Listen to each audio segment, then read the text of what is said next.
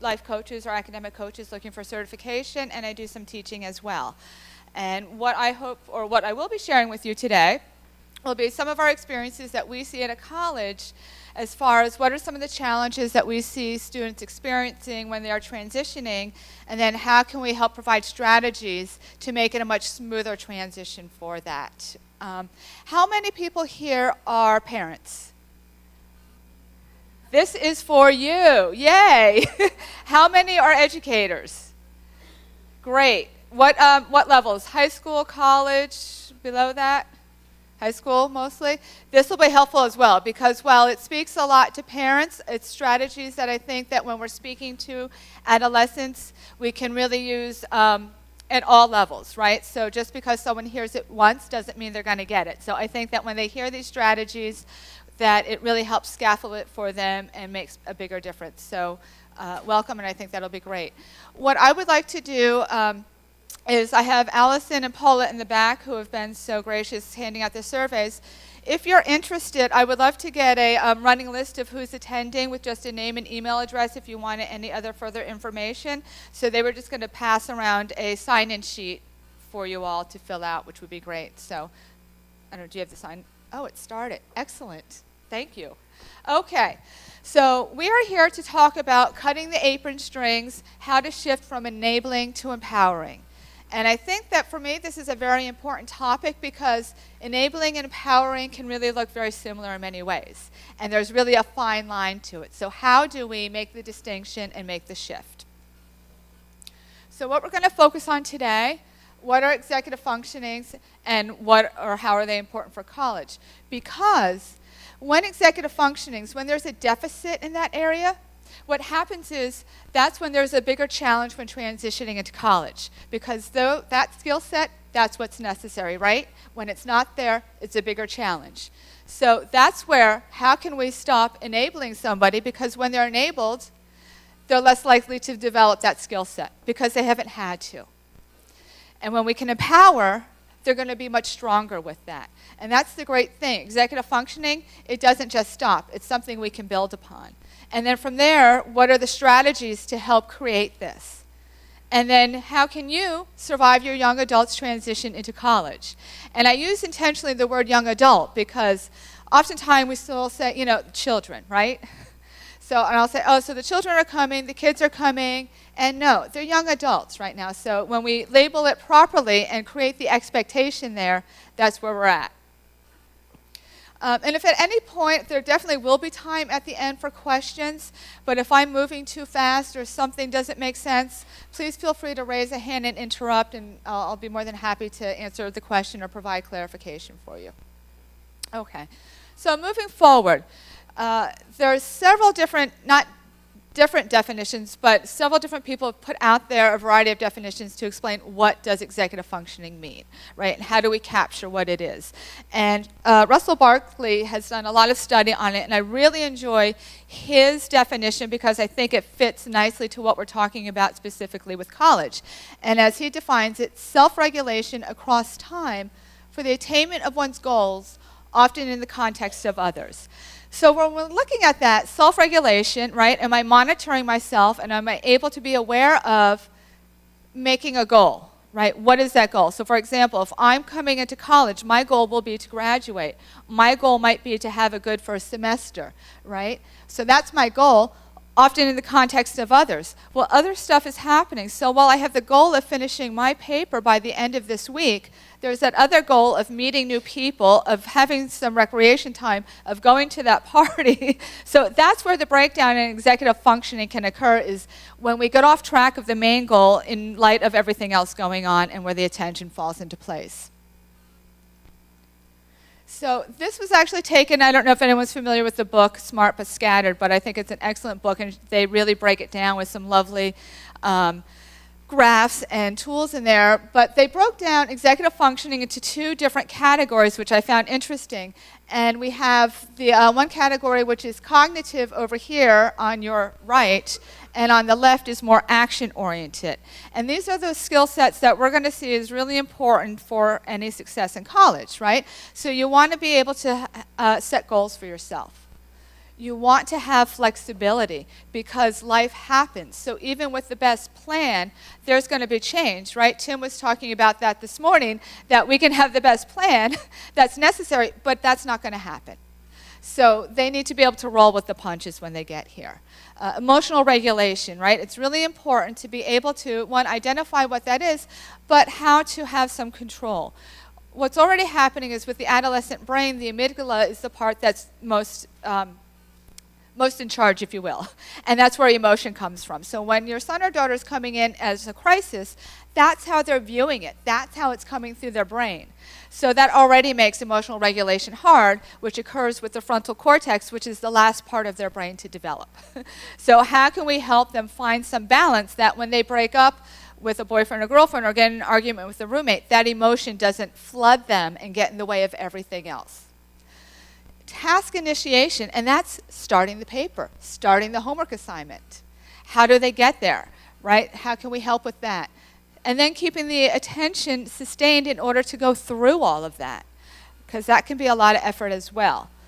And then on that other side, we have time management, organizing it. Oftentimes, maybe that hasn't been there. They come from such a structured schedule, and you get to college, and it's not there anymore. Even if someone is used to living away from home in a boarding school, there's still some sort of structure that doesn't exist when you get to college.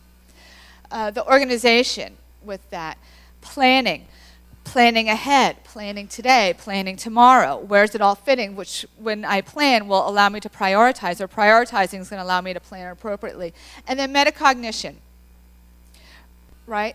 Where and how do I learn best? What's my thought process like? What am I going to need to know? Where am I going to work best? Am I a morning person or am I an evening person? Should I be in morning classes because my brain's really turned on and I tend to disconnect in the afternoon? Or am I unable to get to bed before midnight, so a 7 a.m. class isn't going to work too well for me? So those are all things that are important for their success when they're here. And we can create strategies for them to develop habits at the high school level so that this is more in place and more of a stronger skill set when they come into campus. Okay. So here I put together a list of challenges that I tend to see a lot when students arrive on campus and what the biggest issues might be. So one is articulating their disability and requesting accommodations. I think if anyone was in Stacy's presentation before that, she probably spoke a lot about that. They come in, we work with them, but oftentimes they're not familiar with what they should be getting or why or how to explain what's going on, and that's really important for them. Independent living that promotes success. And I don't mean independent living because someone is unable to care for themselves. I mean the independent living that allows you to be successful in a college setting. For example, getting up on my own at a right time. Making sure I'm eating, because believe it or not, that could be something that they're forgetting about. So how to eat healthy throughout the day, instead of maybe that Coke and, I don't know, cookies for breakfast that we know the brain's not going to be too happy an hour later. So things like that. How to, in a timely fashion, do my laundry and when, and what are the signs for that. That sort of skill set for it. Keeping a schedule. That all fits into there, right? Keeping their own schedule, not being scheduled. How to make their own appointments. I'll have students come in, and we have tutoring as well, and I help them set that up in the beginning, but they'll come to me just to set up tutoring. Now, tutoring is at the front desk. They have access to it themselves. They're, and finally I said, you can go do that yourself. He said, I didn't know that.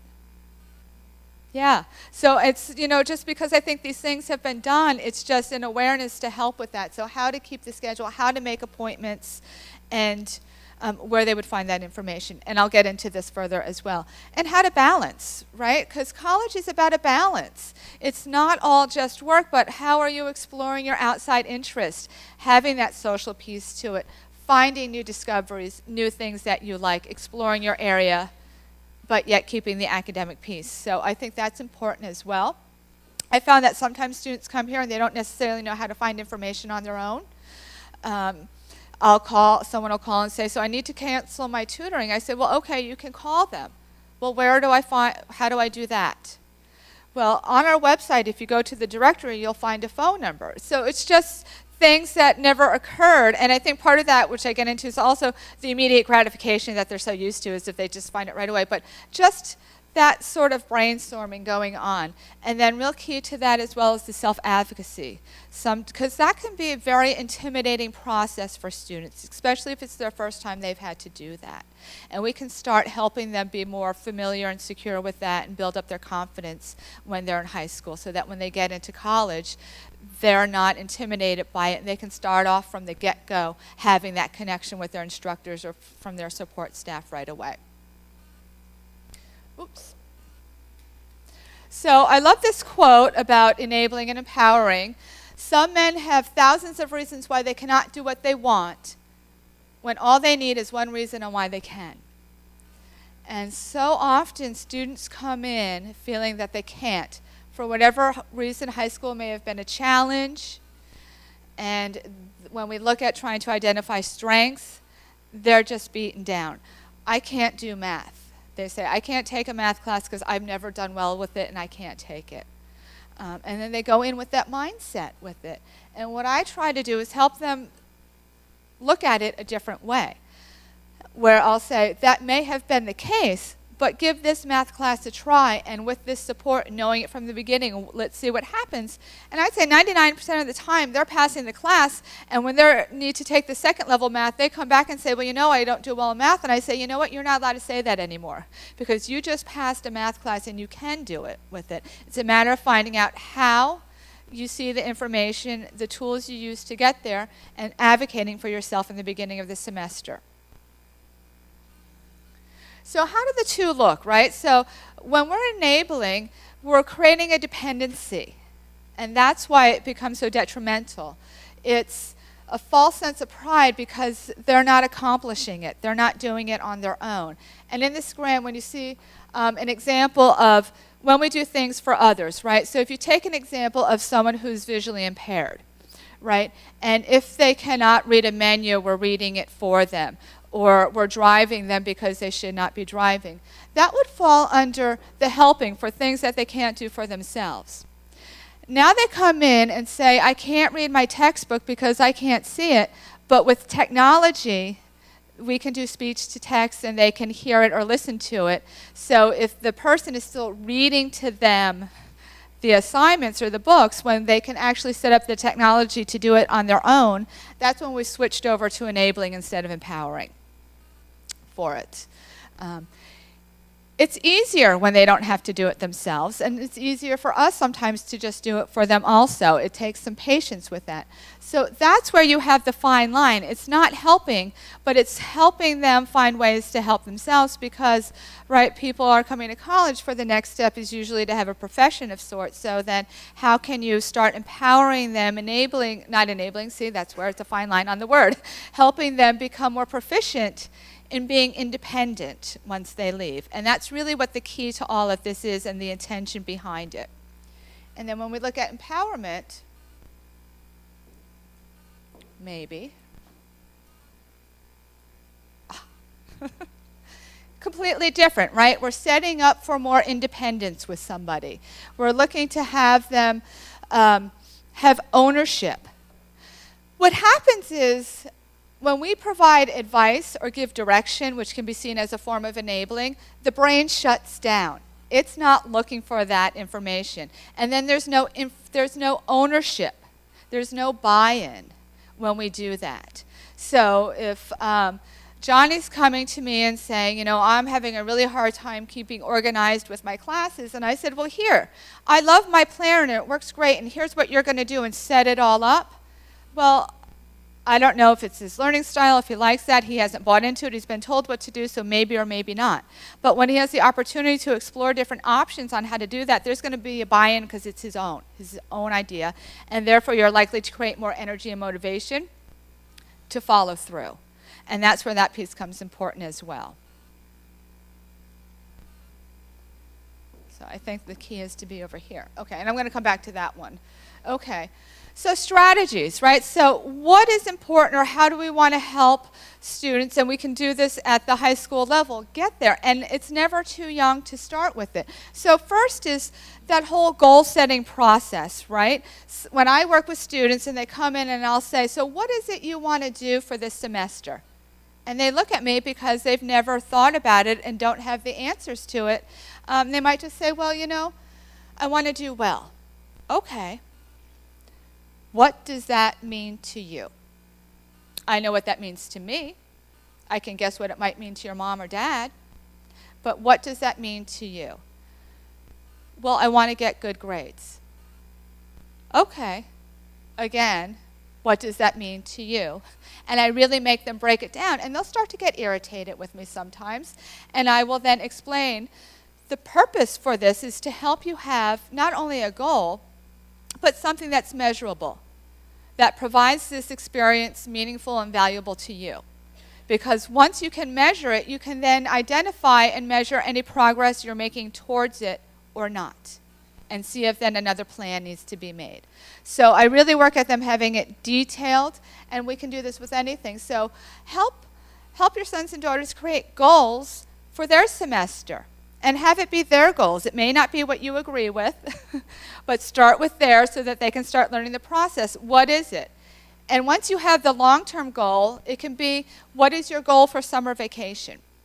What is your goal for this break? Right? It could be around anything at this time, just to start it, and have them put it in a place that they can refer back to it. So not just by saying it, but where do they want to record it for future reference? So that from there, they can then work on short-term goals. Okay, wow, that's a great goal. So from there, what are some of the steps or the mini goals that you want to make to get there? And that may take some time. And allow them to sit there. And I know when I'm sitting there in my head, I've come up with like 5 great possibilities to do that. But they're my possibilities. And we really want to help them do that. And then from there, how can they identify if they're getting there or not? Because remember, part of that self-regulation is monitoring progress. And we really want to help them be able to figure that out. Because when I also work with students on creating plans, I'll say, well, how long does it typically take you to do a paper? I don't know. They've never paid attention to it, or maybe because it was all the night before, within the last 5 hours before school starts, if they're procrastinators. But what is the process like? So if you can help them become aware of that, that will also key into the metacognition piece for them. And it's also important for them to then understand, are they on track with it or not? So if someone is maybe progressing slower than they would have liked, that can be a challenge also, and something that, what can we learn about that? Because immediate gratification, a lot of times the students don't, what I'll find that if it doesn't occur quickly enough, they might give up, or they might think that it's not working. And that's how to help them embrace even the smaller baby steps to getting where we want to be, and to not overlook that that's all part of it. Or if it's not working, and allow for that to happen. If something isn't working, what do we do? Because that also fits into helping with emotional regulation.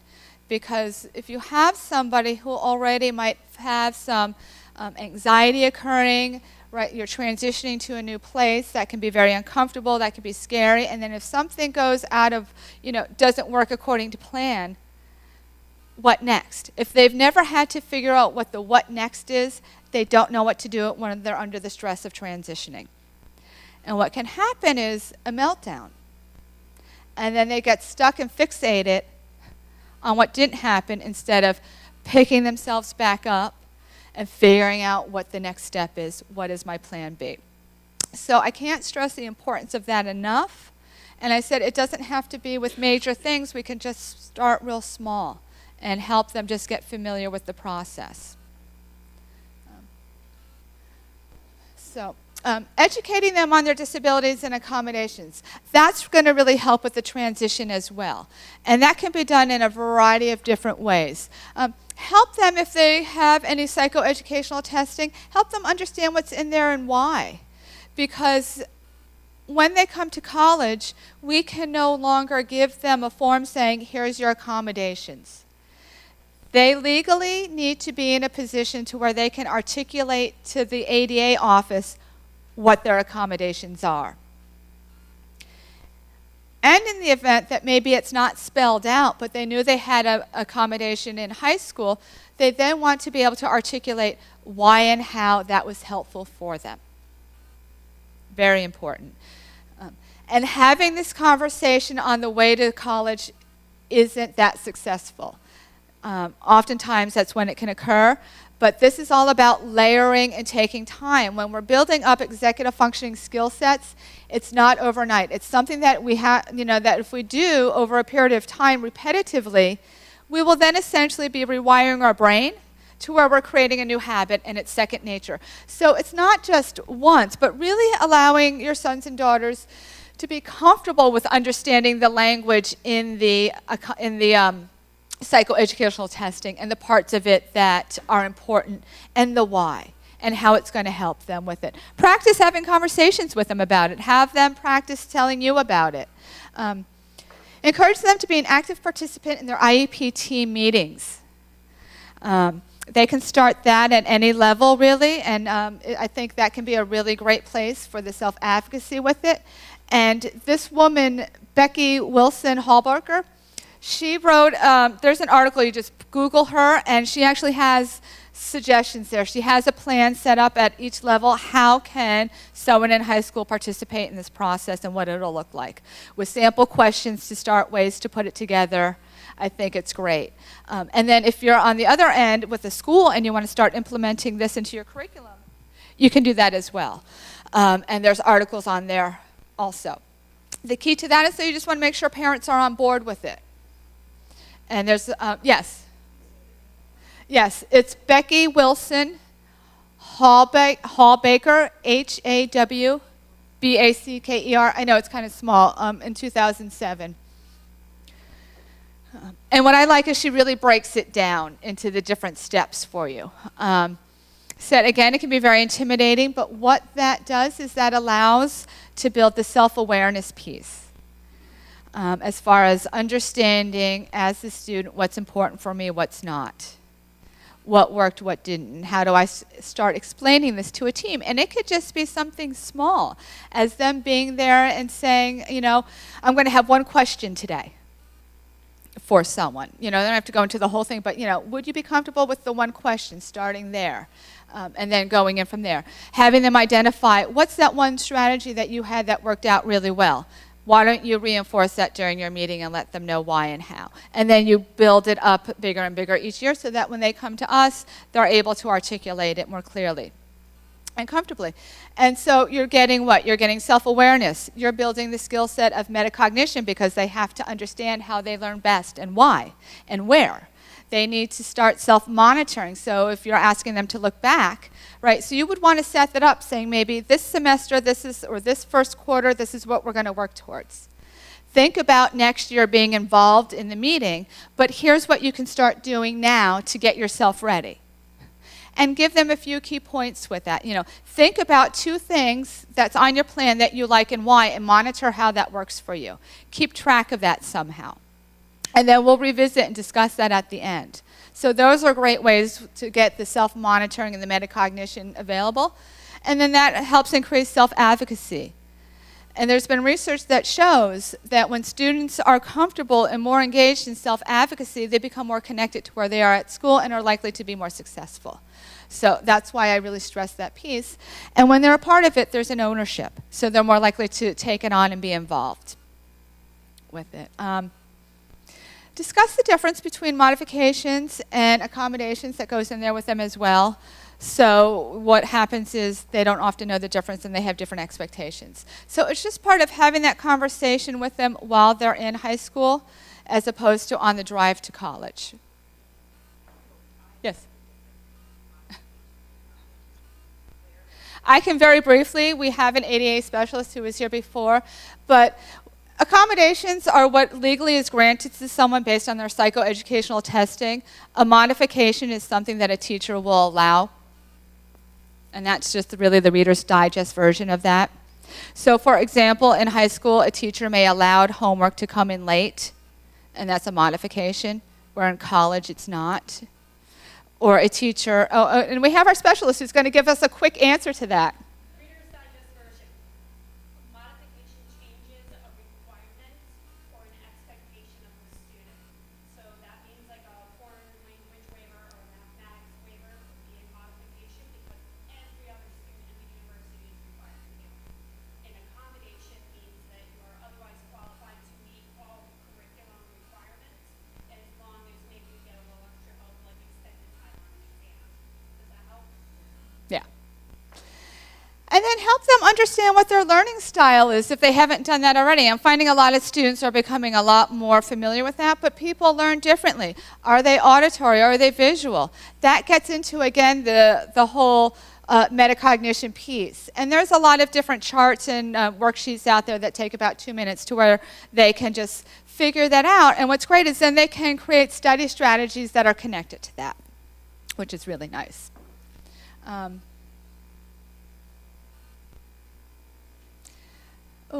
Another thing, and I think this is where I get lost, but on my, it might be on a different slide, but another thing that I like to do to help them start with the goal setting is maybe have them do a chart. Now, this is a book I'm not affiliated with in any way, but it's called Study Strategies Made Easy.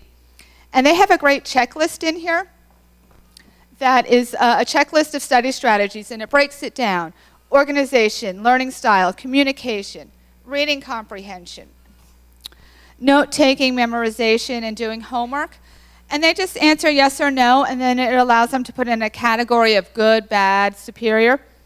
What I like about that is it gives them a starting point on identifying goals and study strategies. So it's meant, I would like to use it as a tool of having them sit down, help them rate themselves, and from that, having them, your sons or daughters, choose where they want to go with it. It's called Study Strategies Made Easy. It's a workbook. And they have a lot of other great things in here for helping with the strategies, but when I came across this checklist, I thought, this is a great place to help find a foundation in the beginning of the process, especially if someone is not used to making goals or where to start. This provides it with them. But the key is, where do they want to start, not where do you want to start? Even if you feel there may be other areas that are more urgent at the time. Because then that will allow them to come up with a plan, have ownership, and then maybe recognize, oh, maybe something else might have been a little bit more important. But that helps in also creating the positive, healthy decision-making process with it. And then through that, you can say, okay, that's great, and have, this is a great conversation. That was wonderful what you came up with. Now from that, where do you want to start, and what do you think would be some great strategies to help you get there? And how can we support you in getting there? So it's allowing them for that chance with still a safety net to start the process with it. So the other piece, right, which we've been talking about is the self-advocacy. I also work with high school students, so this is where a lot of this has come from as well. When I see it, oftentimes when I come in, the parents call me in for the coaching because they're like, I'm so, everything's online now, right? And you can go in and you can look at everything and you can get their passwords, see their grades, see what's missing, and then send an email to the teacher about what's missing and how can I find out what Johnny needs to do and tell him. Have him start doing that. And set that up in a way that it's scheduled, but yet there's feedback, because they'll call me in and say, I'm really wanting to remove myself from this role. I say, that's great. And then they give me the passwords and want me in the role with it. I'm like, oh, okay. And then that's where we learn. It's not and it's not all or nothing, right? It's a process. It's okay, we're going to start with maybe, and whatever you want it to be. I'll say, so maybe Tuesdays and Thursdays you're checking in and you're getting back to me what you found, and maybe I'll check in on Friday or Monday, whichever day is comfortable, and then we'll move towards me being less and less involved in helping out. Because it helps them get set into the routine of checking their stuff. right? Maybe set up a time. What time, say, what time of day would be good for you to check in on this every day so that you can have a routine? And then how are you going to remember to do that? Because it's something you haven't done before, so odds are you're not going to remember. Why? So then, they'll come up and they'll set up an alert in their phone to go off, But first they'll say, when is probably an opportune time that you're going to be sitting near your computer or something to look at it? Because picking 7 o'clock at night at dinner might not be the best time. But if you sit down around, after school around 5, that might be a better time. So you want all of that incorporated in there. Have them start discussing with their tutor what they need help doing. I remember I would go in, the young man would have tutoring, and I came in right afterwards for coaching, and I would sit in and see the mom come in and give the tutor here's what's going on, here's what he's doing, here's the papers that need to be done, and this needs to be done by Wednesday, and that's what it'll be structured. I understand it, but then when they come into college and sit with the tutor says, so what do you have to work on? They'll say, I don't know. Because they don't, because they've never had to sit and think about it before. I know when you're doing it yourself, right, because I think we're all so busy and we're doing time management, it's just easier to get in there. But have them start doing that. And it might mean having the conversation saying, we're shifting. So you're going to start being in charge of your tutoring sessions. You know what you need to get done. So would it be helpful to maybe sit beforehand and us review what maybe it is? Or, again, not just throwing them into it, but having them start the process with identifying with the tutor what needs to get done. And again, I see it real important, being an active participant in the IEP helps with that as well. When they start visiting college campuses, have them, if you're not already doing this, with their own list of questions.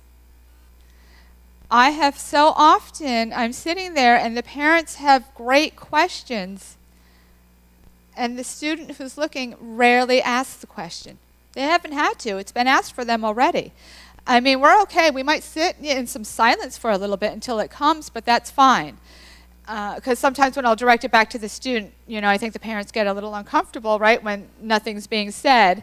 And I think they're just processing the question, and that's fine. We're okay with that. So maybe it's having a conversation of helping them out. So you've got 5 schools. What is it about these 5 schools? And maybe having them write out 3 questions for each to come with. So that, again, that just starts initiating the conversations with these people that are going to help them down the line. Being in charge of getting ready to leave for college. So having them start checking emails, but sharing that information with you so that you know it's not getting lost in the cracks.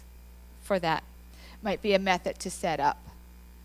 Because that's another thing. We know, I think parents will respond to us in their sons or daughters' emails.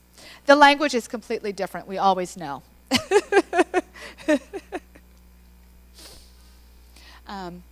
Increase their responsibilities. So start doing that process if it isn't. Because again, these are responsibilities that are going to be necessary when they get to college. So just having that conversation of expectations about a month before on the ride in doesn't necessarily, it's not going to sink in until they've had to live it and experience it.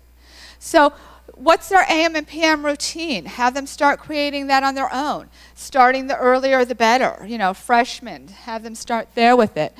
Making their own appointments.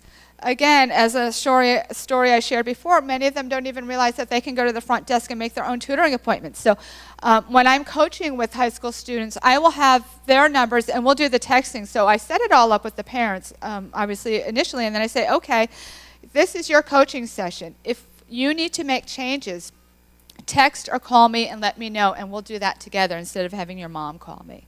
So have them start setting up their tutoring appointments. Have them, how are they going to manage their time? What are they using? Maybe have them, try making a doctor's appointment, making that phone call and figuring it out and doing that, and then where are they going to put it in their calendar or their phone to remember it?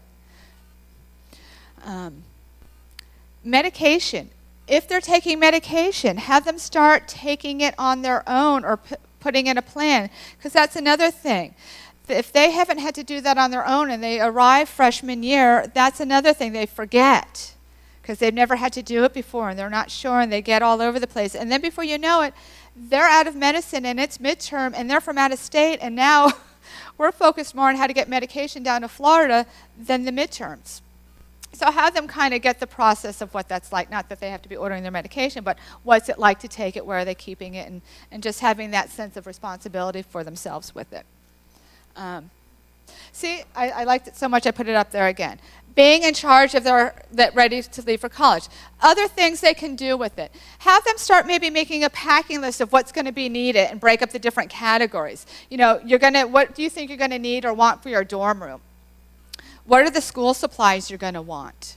Personal items. Have them a couple months beforehand start organizing that themselves. Now, I'm not saying, you know, you're not going to look over it and double check it maybe, but at least they've been engaged in the process, and then if something's missing, you can ask about it, or if they have things that you have no idea why, you can, again, ask about that as well. Well, what do you think about that's going to be important for you when you arrive? Have them in contact with their academic advisors and scheduling classes, because they're the ones in the class, not you. Oftentimes the parents are calling me to schedule the classes, and it's frustrating just because then, again, there's a lack of ownership on their part in the whole process. So help them get involved with it. Maybe it's even being a part of the conversation with them. And that's what I'm saying. I've had the parents email me all the time pretending to be their sons or daughters. Yes.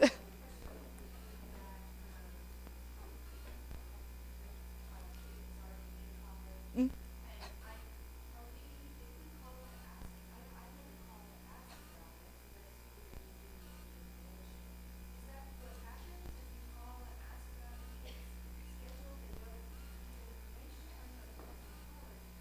Excellent question. So she's asking, if your son or daughter is already in college and you want to know about their schedule, can I call and find out or no?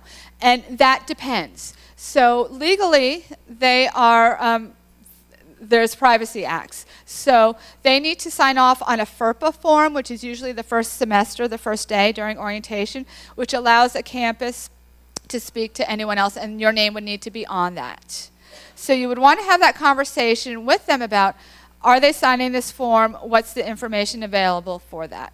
But what I would, always encourage is, if you want to know the schedule, they can take a photo on their phones these days and just send it. So.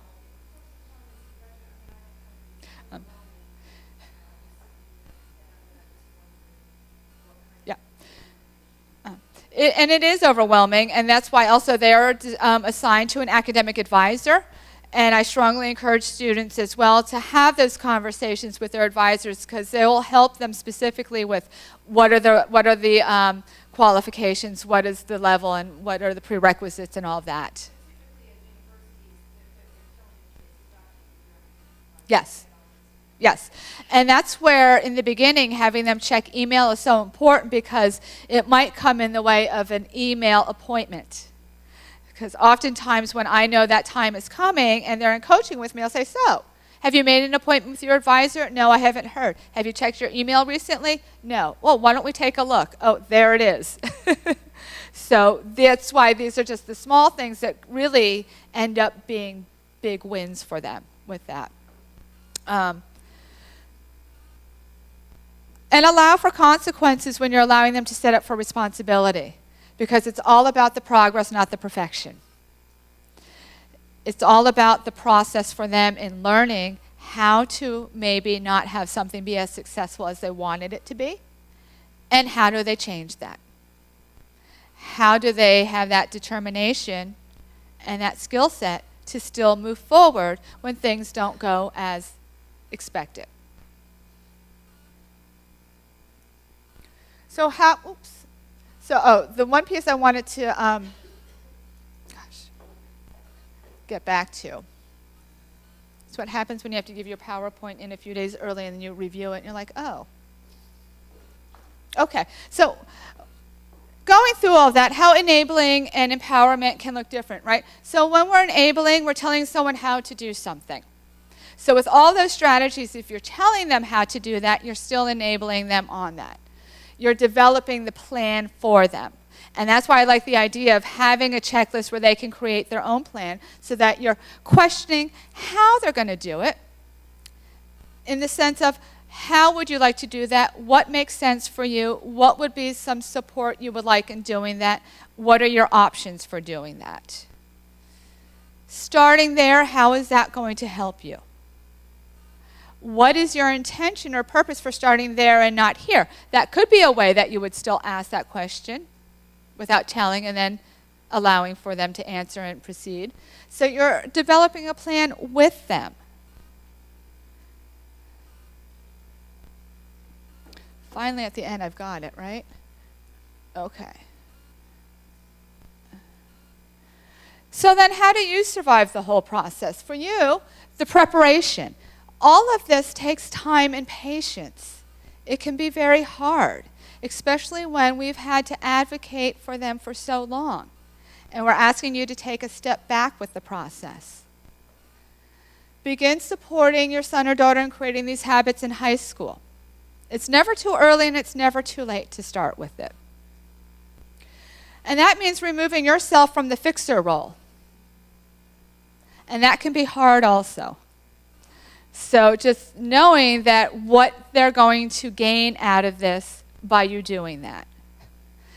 They're going to have more independence. They're going to have more awareness. They're going to be set up to be more successful, which is what we all want at the end of the day, right? Progress, not perfection. So that's what I have with it. Does anyone have any questions before we move on to lunch? Yes, sir.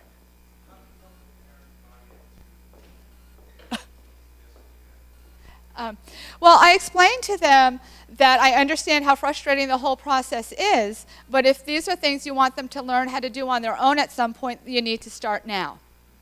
So do we start now or later? And then provide different levels of comfort. So what would be your comfort level in allowing them to do this, right? So it's a two-way street. So when I'm saying start communicate with colleges on your own, what's your comfort level for knowing that they're getting the information and following up accordingly? You know what I mean? So that's where that conversation would be like. So you might say, well, I really need to have an evening or a weekly check-in. Oh, and as I totally forgot, thank you. For more information, there's also actually an article on that, on what that looks like in creating the habits that was put in the Chad magazine for you that I wrote. Sorry. So did that answer the question on helping with the buy-in? So everyone needs to come from a place of support for it because it's challenging. Yes?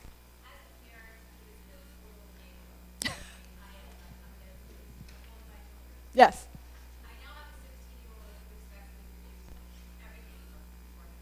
Yes.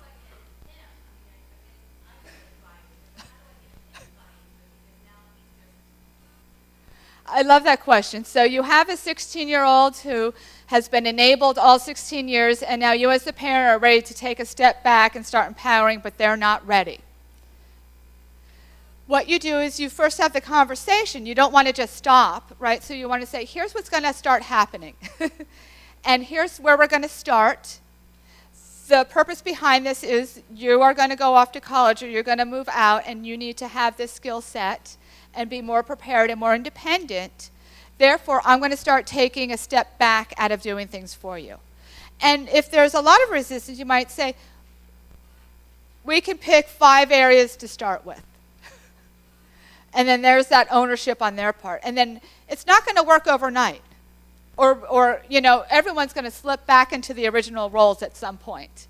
And it's just acknowledging and say, oh, wow, how interesting. Oops, got to step back. Or remember that we said you were going to become more involved in your college search. Also, you need to allow for some of those consequences that can be very hard and say, well, next time, if you don't wait till last minute like this, you might get the appointment that you want. Or, whatever it would be. So that they can have that feeling to not want again. It can also be a place of, here's where we're going to work. And it can be, again, I've worked with families where it's daily, weekly, whatever it is, the check-ins, and even having a chart on the board that they know. So everyone knows expectations. Key is everyone knows what the expectations are for it. Yes, was there another? Yes.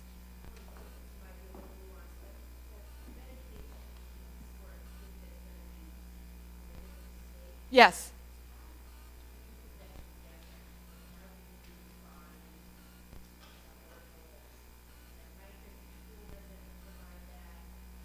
Every place is going to be different, so you probably want to start that process early. You want to speak with your doctor on what they're going to do with you, and then when they get down on campus, some campuses have psychiatrists, some do not for that, so you'd want to see that. Or if you want to depend on their level of care, see if they need to be set up with a outside resource as well. Yes? Yes.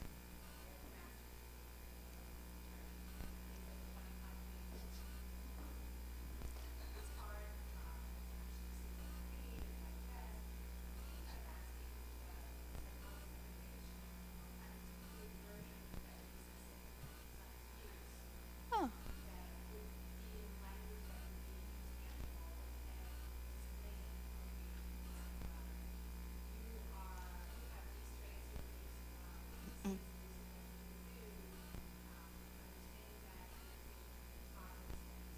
Yes.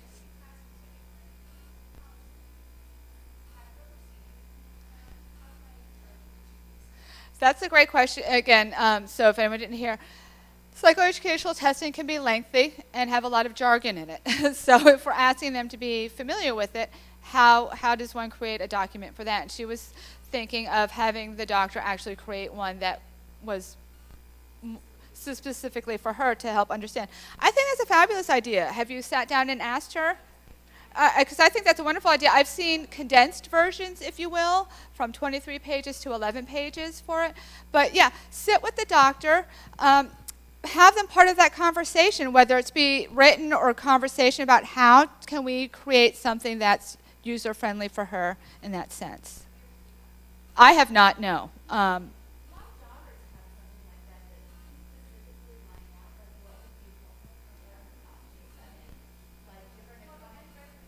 Yeah.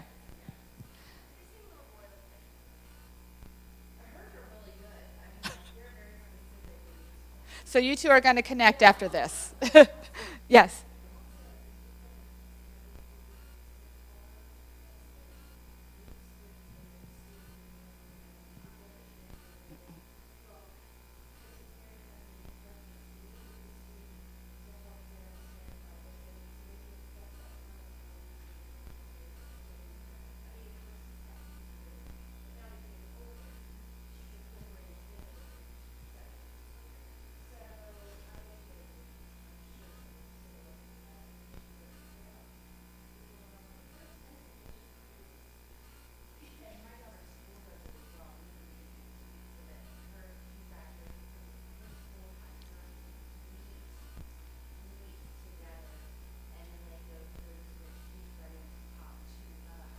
Great. Nice. 5 minutes. Oh, I just got the 5-minute warning. Yes, sir. Ma'am. I'm a high school guidance counselor. Yes. This is fabulous. I'm looking at when students transition to high school from middle school. This is the time to start some of these fabulous ideas. This is a wonderful thing. Oh, thank you. And that's what I'm saying, never too early, right? So that they can start implementing them before they get to college. Other questions? Oh. If anybody would like the PowerPoint, I don't know if they're going to be online or not, but I can definitely email it to you. You can reach out to me. I'll give you my email address real quick. It's M, as in Mary, Knight, KNIGHT, @lynn.edu. And because I have a resource page on the back of this as well, from where I got the material from. Well, if that's it, it was a pleasure. Thank you. You all know you're going over to lunch now, which is that way and that way, if that made any sense. Okay,